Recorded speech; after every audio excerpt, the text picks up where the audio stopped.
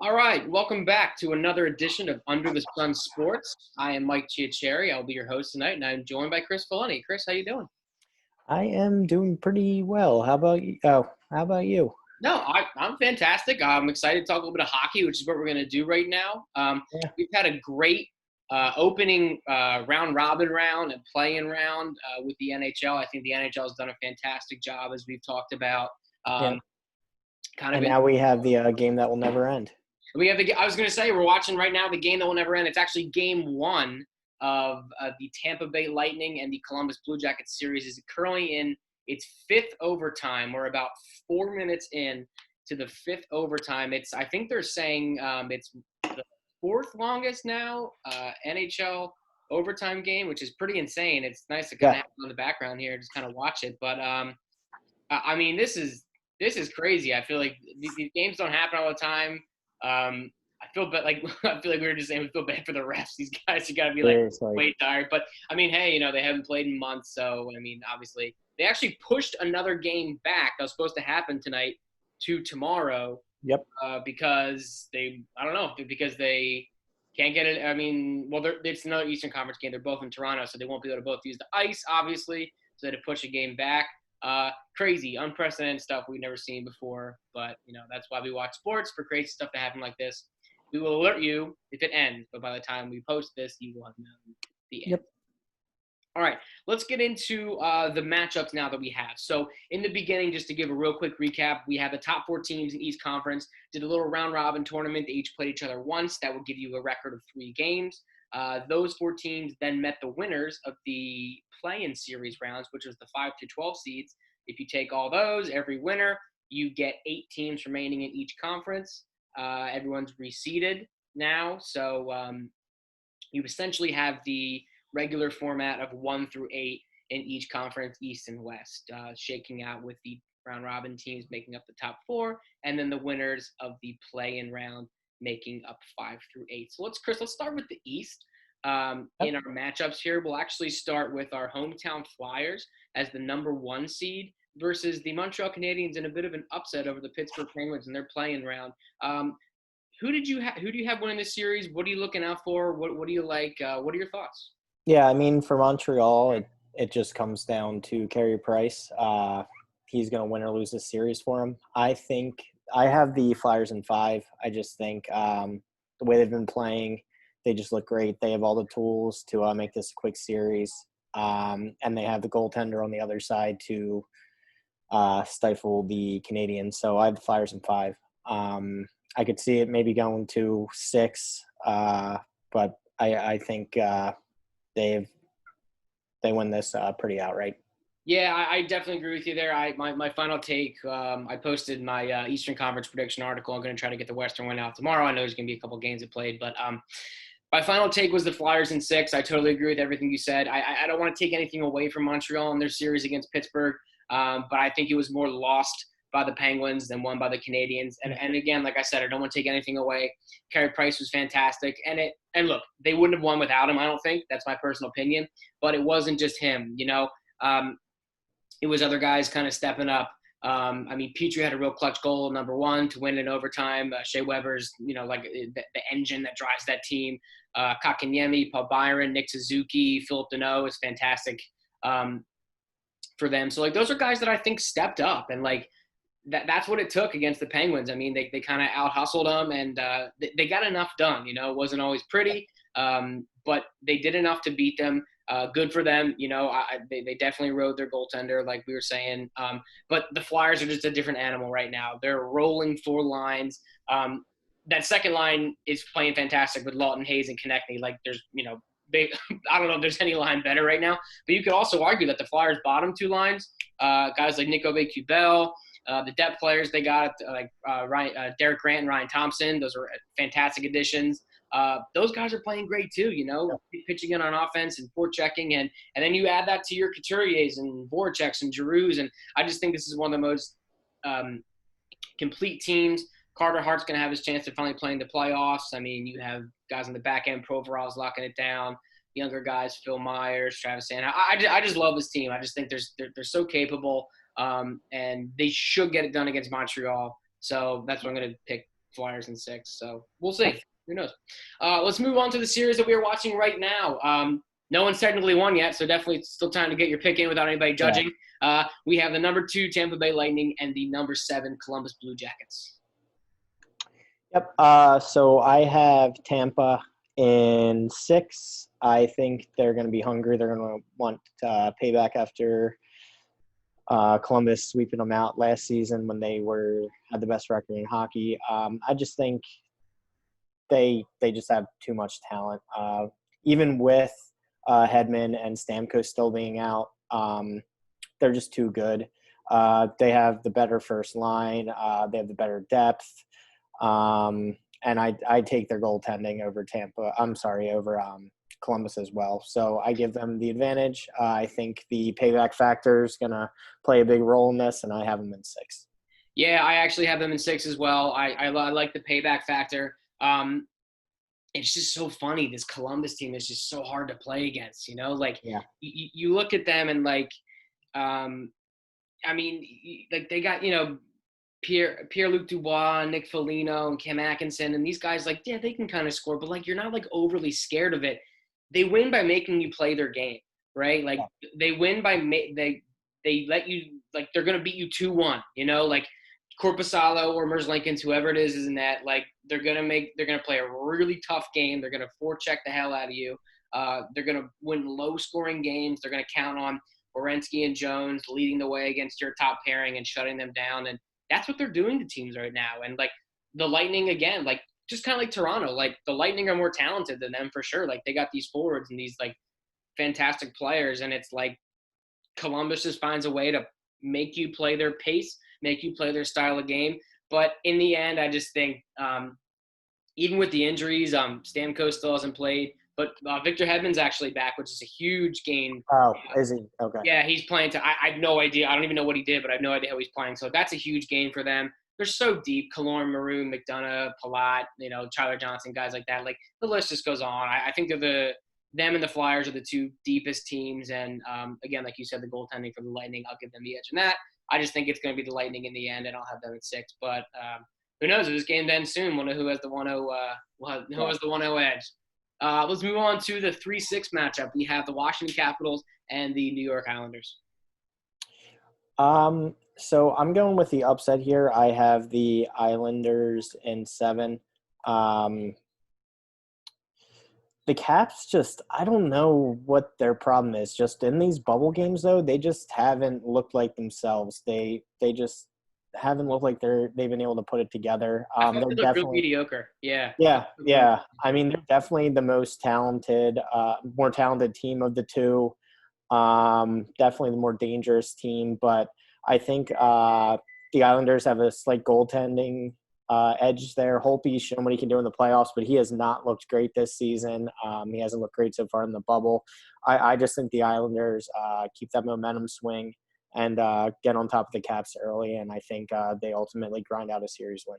I can 100% see that happening. I really like the pick, honestly.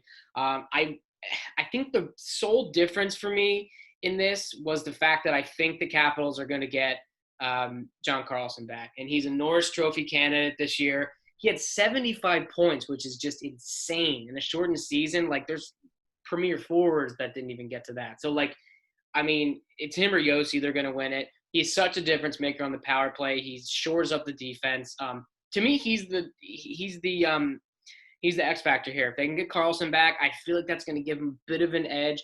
But this is kind of like the Islanders are kind of like another Columbus type team. Like, they play real tough. They don't score a lot, but they make you play their game. They're pretty deep with, like, names like, Anders Lee, pretty good player.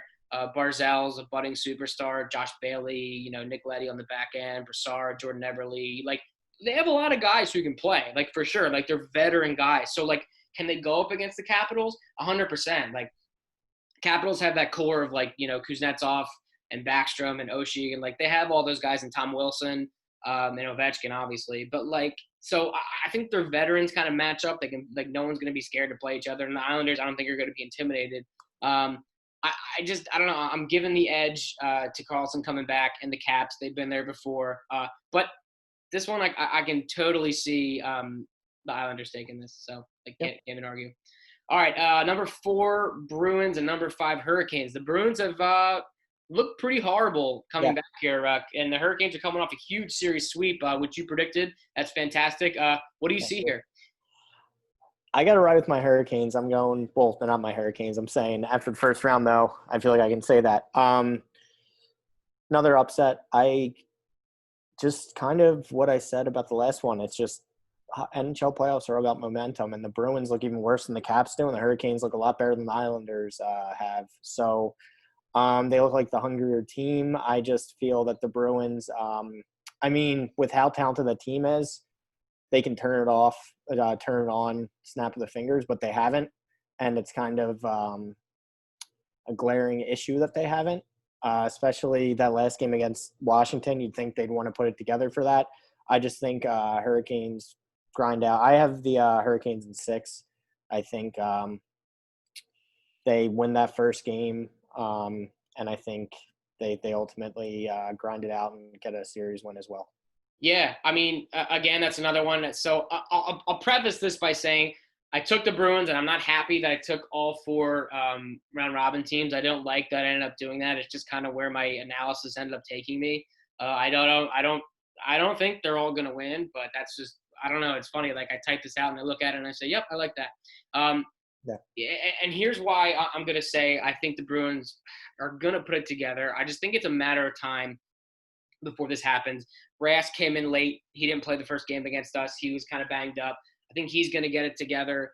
The defense worries me a little bit. I don't know. Usually they've been much more solid, but they haven't shown that. And that top line, it's so funny. Every single game, they keep calling it the perfection line. That's what they call themselves, the perfection line, the one of Pastrnak, Bergeron, and Marchand. And they've been horrible. I don't even know if they had a point. Like, they didn't have a point going into the Capitals game. And I don't even know if they scored. They might have, I don't know, whatever they had. But they've been really disappointing. And it's very scary. Like, but at the same time, I can see them waking up. And if they wake up, they're going to be a problem. The reason I took the Bruins also is because I think that I kind of stepped back in my analysis again and realized that the Rangers weren't as good of a team, a full team. Now, I said that my pick was because of Panarin. He crapped the bed, so whatever. But I don't think the Rangers were as good of a full team, and you did a good job of realizing that the Canes were much deeper. So I think going from playing a team like the Rangers that weren't even in the playoff hunt to playing, whether they are clicking right now or not, the President's Trophy winning team, is going to be a bit of shock for the Hurricanes. I think that first round matchup might throw them off a little bit. To me, it's kind of a matchup of who's the better team on paper, which is the Bruins, and they have the better season, versus who has the momentum. Like you mentioned before, the Hurricanes have all the momentum. If the Hurricanes come out, or if the Bruins come out flat-footed, yeah, I can totally see the Canes running away with this. It's a tough one to call, and I don't want to be wrong on Carolina twice, but I'm gonna go with the Rangers because I think it's going to shock the Hurricanes a little bit that they're playing so much better, high level of an opponent. Yeah, I don't disagree with that. I could totally see that happening. The Bruins, I mean, are definitely the better team overall.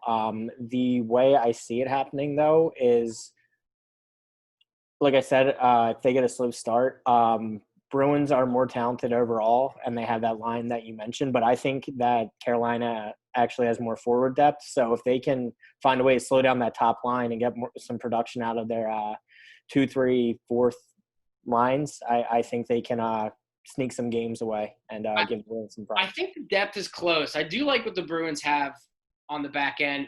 But what I will say is I think actually the top line for the Hurricanes is way outplaying that perfection line you're talking about right now, that Svechnikov, Aho, Teravainen line. Like I said, they had 15 points in that opening series in 3 games. They had 15 points total. And the Lightning just won, by the way. That's crazy. Halfway through 5th overtime. Getting back to the Hurricanes, they had 15. That top line had 15 points in that game. That's an up and coming line. They're fantastic. So I mean, if they can step it up, that's gonna be crazy. And the Hurricanes are getting Dougie Hamilton back, top defenseman. So that's big as well. Yep. All right, let's go on to the West. We have the number 1 Golden Knights. They took the top seed. I was close on this one, predicting the round robin. I just flipped the Avalanche and Golden Knights, and they were separated by 1 point. It was just, I think it was it was a shootout. So that could have pretty much went either way. But the number 1 Golden Knights are playing the number 8 Chicago Blackhawks, who came off a big upset of the Edmonton Oilers. Who do you got here? So Blackhawks definitely looked impressive in the round robin. Sorry, not the round robin, the playing round. Yeah, they looked great. That was a major upset. I didn't have that happening. I think 9 out of 10 times, I don't know that would have happened. But give them credit where credit's due. But I think that being said, the Knights are playing who I think is the worst team to make it into the playoff round, and the Knights have a ton of talent. I have Vegas in 5. I could see it ending in 4.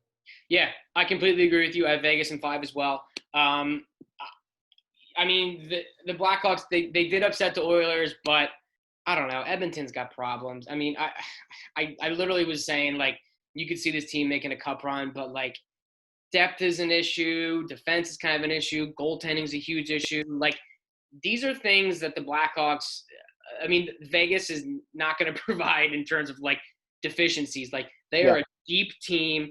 Offensively, they can roll 4 lines. Defensively, they're just solid all around. I believe they have 2 quality goaltenders in Fleury and Leonard. I think Leonard's getting the start for number 1. I just think the weakness of Chicago is probably on the back end a little bit, and the fact that Vegas can roll those lines is they're going to score on them. And I mean, Corey Crawford's good, but I just don't see him being able to steal it. I have Vegas in 5. All right, let's go. Number 2, Colorado Avalanche versus the number 7 Arizona Coyotes. Yep. So this one should be a good series. I ultimately am going with the Avalanche. I have the Avalanche in 6. I just think they're a better team overall. I think with goaltending, both of them have great goaltending, but Grubauer is great when he's healthy. I just think that with the depth and the goaltending, the Avalanche win it in 6. Don't really have much analysis other than that. No, it's good. I'm going to take the Avalanche in 7. I just think I had the Coyotes beating the Predators. They kind of remind me of like one of those like Islanders, Columbus type teams, but out in the West. Like they're just really tough to play under or to play against. Colorado's a bit young. I mean, they definitely have some veterans there. Landeskog, the captain, and McKinnon's definitely taking a step forward. I would give the edge in goal, I think, a little bit to Kemper. I think Grubauer's, like you said, he's played well. But Kemper, I think, has, shown enough. He wasn't excellent in the play-in, but he got it done. I think that the advantage that they would have is their size, if they can play that kind of physical game. But, I mean, Colorado is, a cup favorite for a reason. They got some absolute talent there. McKinnon's going to lead the way. Cale Makar on the back end. And I don't know. I just think that the Avalanche – a bit more talented overall, so I'm going to give the edge to them. But I think it's going to be a good series, so I'm going to say it's going to go 7. Okay. All right, let's do the number 3 Dallas Stars and the number 6 Calgary Flames. So I have Dallas. In 6. Flames looked great in the first round, but that Winnipeg team had a bunch of injuries to their top players. The Stars are just a frustrating team for me. Every year I pick them to go far, and they have the talent every year. Past couple years to go far, they have that monster first line with Ben and Sagan. They have the depth. They have great defense. They have Bishop in goal. They just never seem to put it together. But I'm going to die on the hill I die on every year. I'm going to have them putting it together. I have them winning it in 6. No, I mean, I definitely like that. I mean, I could totally see it. I'm going to go – you took Dallas. Yeah. I'm going to go in a bit of a different direction. I'm going to take Calgary. I mean, there's a lot that I like about Dallas. I think I'm going to Calgary in 6. I'm going to go with them. Like you said, they beat up on a weak Winnipeg team. But I mean, I don't know. I just feel like this is like not to be like contrarian, but I don't know. I just have a weird feeling. Like this is a series that I think could go either way. Like you said, they got a monster top line. I think Miro Heiskanen and Klingberg are excellent on the back end. They have two goalies they could play in Khudobin and Bishop, like you mentioned. Like, to me, all the signs point towards Dallas being able to take this one, but I don't know. It's, to me, this is more of a gut feeling when it's something about the way Calgary plays. They're a big physical team. They can definitely score. Monahan and Gaudreau, dudes like that. They have some depth. And on the back end, they're fantastic. Giordano's coming off of Norris last year. I don't know. I just feel like they're both pretty well-rounded teams. I can see how they really even out. I probably should have had it go in 7 games, but I'm just going to say Flames in 6. But I think it's going to be a pretty good series. I'd like to see how it kind of shakes out. All right, and then we have the number 4 Stanley Cup defending Stanley Cup champion Blues against the number 5 Vancouver Canucks. This one was tough. I have the Blues in 7. I think the Blues have a better all-around team. The Canucks have so much young talent on that team. I just think the Blues did not look good in this round robin, but I think they put it together. I think the veterans get them on track, and I think the veteran talent finds a way to overcome the young upstart Canucks. Canucks are definitely a team to look out for in the future, but I think they lose to the defending champs here in the first round in 7 games. I completely agree with you. I have the exact same. I'm going to take the Blues in 7. I think it's going to be a good series. I mean, obviously, you got the younger guys, Pedersen up front, and, Besser and Captain Horvat and, JT Miller and all these guys, fantastic forwards for the Vancouver Canucks. They have a really, really, really bright future. I think they're going to contend for quite a while. And the goaltending of Markstrom, he's fantastic. But I just think that obviously this Blues team has been there before. I think Binnington's equally, I think that's a great goaltending matchup. The guys on the back end are fantastic. I don't have to get into all the depth and the experience that the Blues have with, O'Reilly and Tarasenko and, all those Steen and all those type of guys. I think it's going to be a great series. There's a lot of names, a lot of firepower. But, yeah, I just like the Blues to get this done. I think their experience is what's going to end up giving them the edge here. And so I'm going to take them in 7. Fantastic. Do you just want to do your conference final and Stanley Cup final picks? To be honest, I did not pick it yet, but I could pick. I could pick it. Just kind of going off of it. It's up to you. How about you talk about yours, and we'll riff off of yours a little bit. Sure. If I'm being completely honest, I didn't officially make all my Western Conference picks, so I was a bit off the cuff right there. But I still agree with them. For the Western, why don't you? No, yeah, I know I did my whole East, but why don't you do like I filled out a bracket on the NHL, but I never did like my analysis. Why don't you give your picks and then we'll kind of riff off of them. Sure. For the West, dying on the hill, I always die on. Like I mentioned, I have Dallas beating Vegas in 7 in the Western Conference Finals. Like we mentioned, all the pieces are there. They've been there for 3 or 4 years. Just a matter of them putting it together. One day maybe they will, one day they won't. I don't know. Just have a feeling it's this season. So we'll see. For the East, I have Flyers over Tampa in 6. Not trying to be a homer, but it just seems like it's their year. They have the goaltending. They have that top line, which hasn't looked great so far, but they have so much depth getting production from the other lines that they look great. Young defense with some veterans mixed in there. They just seem to have the perfect mix and all the momentum. And then I have the Flyers over Dallas in the Stanley Cup Finals in 6 games. I like that. And while you were, I totally agree. I mean, I think I like that you're riding Dallas. I really like that. I think it's a really cool pick. I think it's fantastic. I mean, they definitely have a shot. Like I said, they're very well-rounded. So I think that's awesome. I love it. I'll do mine. I'm sorry, and you had the Flyers too. Like as you said, it's not a homer pick, but they're a legit favorite right now. So yeah, I mean they're the 1 seed, so I think we can say it's not a homer pick anymore. Yeah. I'll do mine real quick. I'm gonna go with just off the cuff in the East. I'll take the Flyers over the Bruins. This is all predicated on the fact that I think the Bruins are gonna turn this around and become that team that they were. But I think they're gonna meet the Flyers again and just realize that they've both been rolling. But I mean. It's going to be a great series. I feel like that would go to 7 if that's my pick, and it is. So I'm going to go Flyers over Bruins in 7.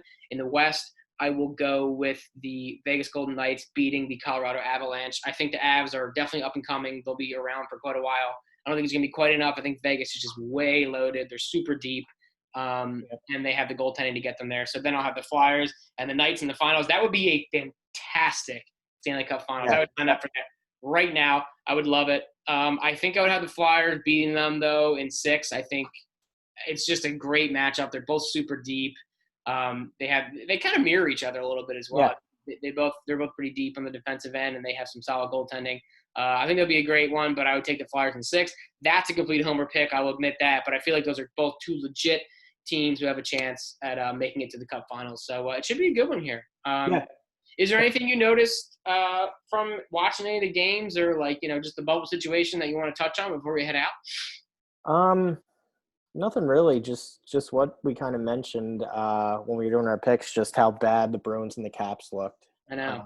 It's funny, coming into it, it's like no one really knew what to expect. But if you were to tell me that those two were just going to absolutely, yeah. I think honestly the biggest surprise though was how bad Edmonton looked. Yeah. Yeah, I mean, it's funny. It's like McDavid, I feel like he did everything he could, but that team is just, like you said, did you make the comparison? You think he's like the Trout of the NHL? Or saying that he'd never, I don't know, maybe I did that in my head. You said, but maybe, I think I did that in my head when you said you think he's never going to win anything or Trout's never going to win anything. I think I was almost like, yeah, he kind of seems like McDavid, they're both on these teams that we feel like, are kind of trying to surround them with some talent, but in the end, there's just structural flaws and it might just never happen.